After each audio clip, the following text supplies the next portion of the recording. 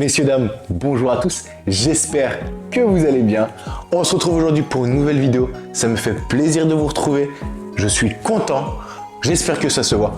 On va dire changement de décor, non, j'avais juste envie de tourner dans mon salon, donc peut-être que ça résonne un peu moins, je n'ai pas encore acheté de mousse acoustique, mais bon, ça va arriver, on fait un studio de qualité petit à petit, mais ça va arriver. Là on parle de quoi aujourd'hui? La perte de poids, ça te dit quelque chose? Et oui, cette vidéo m'a été demandée et je pense que c'est une vidéo importante parce qu'elle va toucher un grand nombre de personnes. La perte de poids, ça touche tout le monde. J'y suis passé, j'y passe encore. Cette vidéo en plus est tournée avant ma semaine de vacances. Je pars à l'étranger, une vidéo sera tournée là-bas. Je pense qu'en rentrant, je vais devoir regarder cette vidéo pour prendre des conseils et les appliquer parce que je vais bien manger, je vais bien boire, je vais me faire plaisir. Dans cette vidéo-là, je vais te donner 6 conseils pour réussir une bonne perte de poids. Tu veux peut-être pas forcément aller voir un diététicien, un nutritionniste, parce que tu n'as pas le temps, tu n'as pas l'argent ou quoi. Eh bien, suis ces 6 conseils-là, tu vas pouvoir mettre en place une perte de poids toi-même. Le conseil numéro 1, c'est d'avoir un bon environnement. Mais ça veut dire quoi concrètement? Déjà, dans un premier temps, entoure-toi de personnes avec un bon mindset. C'est-à-dire des personnes qui vont te pousser vers le haut et qui vont te soutenir dans ce processus de perte de poids. En fait, l'objectif, c'est d'être avec des personnes qui vont t'amener du positif dans ton objectif. Si tu es avec des personnes qui vont te dire « tu n'y arriveras pas, ça sert à rien » ou quoi que ce soit, dans ta tête, c'est sûr que ça va être que du négatif. En fait, le plus dur dans une perte de poids, ça va être le mindset. Sur plein de points. Si ton mindset, il est au top, il est dur, il est solide, ça va être un jeu d'enfant. Mais en fait, dans le bon environnement, je vais mettre aussi ton placard. Tu vas me dire, ton placard, il veut dire quoi par là? Eh bien, en fait, ouvre ton placard et regarde les ingrédients que tu as dedans. Si tu as des produits ultra transformés, des produits industriels de mauvaise qualité, la perte de poids risque d'être un peu plus compliquée. C'est pourquoi tu ouvres ton placard et tu fais un inventaire de ce que tu as. Si dedans, tu as des produits un peu plus ultra transformés, eh bien, ok, on les termine et on passe à autre chose. Oh, et bah alors, il y a un intrus sur la vidéo.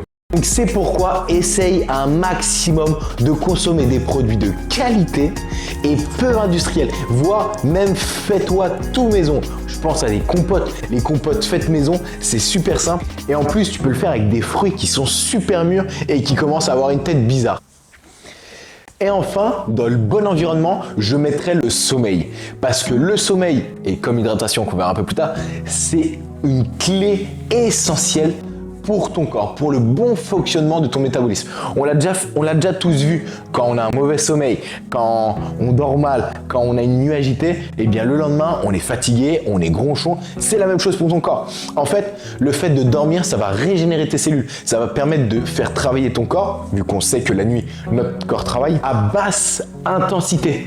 Laisse-lui le temps de se reposer, de reprendre de l'énergie. Il nous faut de l'énergie pour perdre du poids. Monsieur Raptor, est-ce qu'on ne passerait pas au conseil numéro 2? Conseil numéro 2, c'est aussi une vidéo de la semaine prochaine, les régimes. Les régimes. Il faut faire un truc avec les régimes, un rapport, on les annule. On arrête les régimes, arrête, ça ne sert à rien. Les régimes, c'est quelque chose qui va être négatif pour une perte de poids. Tu vas me dire, ouais, mais un régime, ça te fait perdre du poids. Oui, ça te fait perdre du poids, bravo, mais ça te fait perdre du poids à court terme. Et nous, on veut que ce soit à long terme. En fait, nous, quand on entend régime, on entend frustration, privation et interdiction. Donc ces mots-là, il faut les bannir. Dans une perte de poids, il faut bannir ces mots-là. Et en fait, le régime, c'est ce que ça va te faire. Ça va en fait limiter un maximum ton apport en calories, ce qui est très bien, dans le sens où on verra qu'il faut faire un déficit calorique pour perdre du poids. Mais un régime, c'est dans l'extrême. En plus de ça, certains régimes, en fait, enlèvent carrément des types d'ingrédients. Par exemple, il y a des régimes où tu ne vas plus manger de glucides. Quel intérêt de plus manger de glucides? Aucun. Aucun intérêt. En plus, ça va te développer énormément de troubles intestinaux, voire même te développer des troubles du comportement alimentaire. Je ne vais pas détailler plus sur le régime parce que la vidéo de la semaine prochaine, eh bien, c'est sur la tendance de l'anti-régime, d'accord? En plus, sur une recette. on retourne avec un gros fiasco en plus. Je fais un petit teasing, fiasco complet. Les régimes, si tu veux une perte de poids sur le long terme sans effet yo-yo, il ne faut pas miser là-dessus. Je t'ai parlé de faire un déficit calorique, eh bien c'est mon conseil numéro 3. Attention, le déficit calorique, c'est pas n'importe quoi. Pour une perte de poids, il faut faire un déficit calorique entre 200 kcal minimum et 500 kcal maximum. Maximum.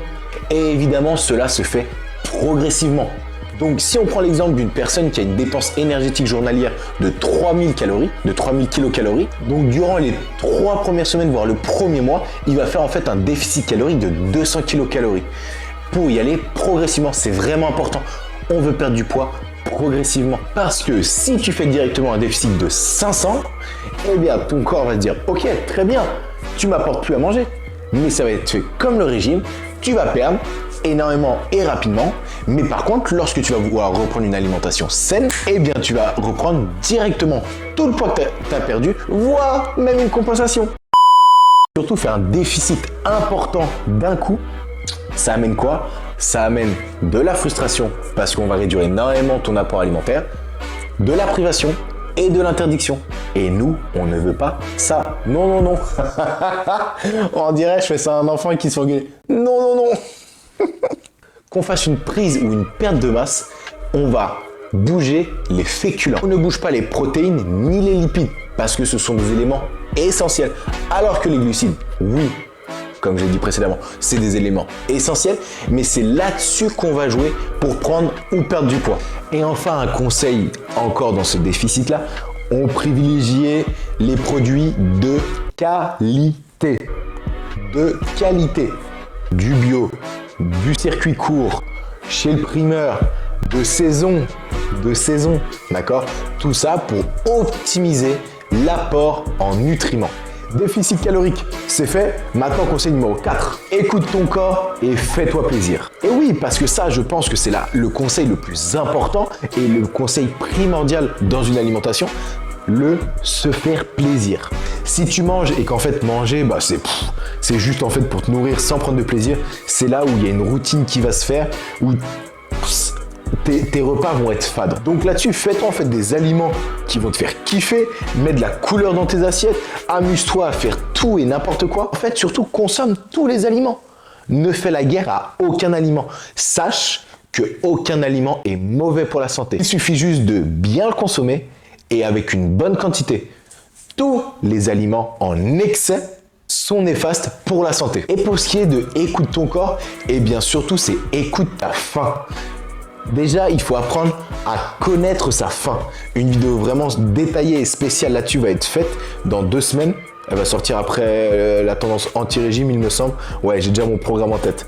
Ça va être en fait sur l'alimentation émotionnelle. Un point super important qui touche tout le monde. Je ne vais pas te dire de pousser ses limites à l'extrême, mais tant que ton ventre ne gargouille pas, tant que ton corps ne te crie pas famine, même si c'est exagéré, d'accord? Ne mange pas, ok? Si tu veux faire des tests, c'est simple. Tu prends ton petit déj le matin, si tu en prends, et pour le midi, ne mange pas tant que ton corps n'a pas fait ces signaux-là.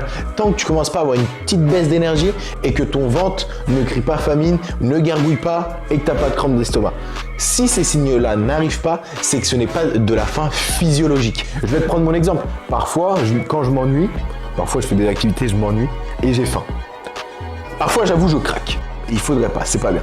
Mais majoritairement du temps, je sais que je ne craquerai pas parce que quand je m'ennuie et que j'ai faim, c'est juste une faim juste pour m'occuper l'esprit. C'est pas du tout une faim physiologique. Donc ça, c'est le conseil de avant manger. Et le conseil de après manger, enfin pendant de manger, surtout ne termine pas ton assiette si tu n'as plus faim. Donc si tu as mangé la moitié de ton assiette et que tu n'as plus faim, d'accord? Eh bien, ça veut dire que tu as rassasié ton corps. Néglige pas ton hydratation, c'est le conseil numéro 5. Et à chaque fois qu'on parle de nutrition, je vais revenir sur l'hydratation.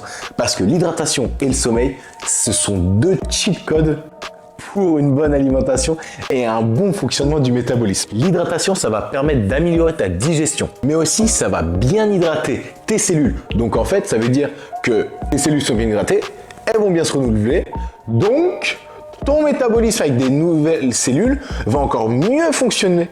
Donc s'il fonctionne mieux, la perte de poids est beaucoup plus facile. En termes d'hydratation, je vous le répète, vous devez être à 2,5 litres par jour minimum. Pour les sportifs, ce chiffre-là, c'est hors entraînement. Je pense que tu as déjà entendu dire qu'il ne faut pas boire dans les repas ou boire juste après ou non. Ça, c'est comme bon te semble. Il y a des personnes qui vont pas aimer boire pendant les repas. Moi, mon meilleur ami Franck, déjà, si tu passes par là. Coucou. Coucou Franck. Moi, il aime pas boire pendant le repas. Que ce soit de l'eau pétillante, de l'eau plate, il aime pas. Moi, boire pendant le repas, ça ne me dérange pas. Ça me remplit le ventre, oui, mais ça va pas m'empêcher d'avoir des repas satiétants. Donc boire avant, pendant ou après le repas, tu fais ce que tu veux. Tant que tu bois de l'eau, évidemment. Et enfin, le conseil numéro 6, l'un des plus importants aussi avec le côté plaisir, c'est associe ta perte de poids avec une activité physique. Tu vas me dire, mais c'est logique, Nils. Beaucoup de gens se disent, bon, je vais faire du sport, au moins comme ça, je vais perdre du poids. Ou alors, ils vont se dire, je vais faire du sport, ça va me permettre de manger plus. Non, ça ne marche pas comme ça. C'est pas parce que tu vas faire énormément de sport que tu vas perdre du poids. Oui, tu vas en perdre, mais pas aussi rapidement et pas aussi facilement que si tu associes le sport et la nutrition. Eh bien, pour ceux qui sont habitués à faire du sport déjà depuis longtemps, continue. La salle, moi je pense au basket, de la course, je sais pas, du HIIT, du cross-training, du cardio, du fractionné, tout le sport que tu peux faire. Mais si tu es une personne qui n'a pas le temps d'aller à la salle, de courir ou quoi que ce soit, eh bien, adapte ton quotidien pour créer une pratique physique. Une personne, admettons, qui va au travail en transport. Et elle a une vingtaine de minutes de transport, mais elle peut aussi y aller à pied ou en vélo. Eh bien, on switch, au lieu de prendre les transports, tu marches ou tu fais du vélo. Même si tu vas marcher 15 minutes pour aller au travail, ou alors tu vas sortir, aller chez ton pote, d'habitude tu prends ta voiture, mais en vrai, tu as juste la flemme d'y aller à pied, marche. La marche brûle énormément de calories. Même si c'est juste marcher et qu'on va se dire que l'intensité n'est pas importante, la marche est parfaite. Donc maintenant, si tu as l'occasion d'aller au travail à pied et de faire la même chose au retour, tu sais ce qu'il te reste à faire. Attends, quitte pas la vidéo tout de suite, je vais te rajouter 2 conseils bonus. La question de temps. La bonne perte de poids se fait dans la durée. Si tu veux, tu vas voir un nutritionniste, tu lui dis je veux perdre 15 kilos en un mois. Il va te le faire. Tu peux faire. Mais plus tu vas perdre de poids rapidement, plus tu as de grandes chances de les récupérer tout aussi rapidement, voire avec une compensation, voire prendre plus. Si tu n'as jamais fait d'activité physique et tu commences l'activité physique, ça va être dur au début. Tu vas souffrir, tu vas avoir des courbatures, des crampes. Le lendemain, tu vas boitiller, ça va